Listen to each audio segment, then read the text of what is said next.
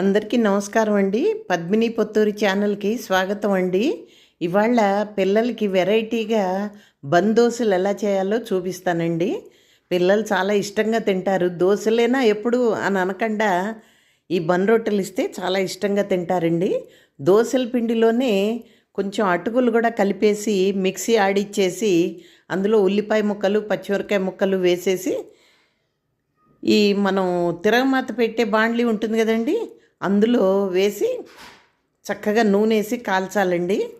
కాల్చేసి ఎర్రగా కాలుస్తే పిల్లలు చాలా ఇష్టంగా తింటారు. చాలా తేలిగ్గా వచ్చేస్తుందండి, కాలడంతోనే చక్కగా తీసేయచ్చు. ఈ మెత్తగా ఉంటాయి. పిల్లలు బందోస అని వెరైటీగా ఉందని చాలా ఇష్టంగా తింటారు. పెద్దవాళ్ళు కూడా తింటారనుకోండి. Thank you for watching my video. Please like, share and subscribe చేసుకోవటం మాత్రం మర్చిపోకండి.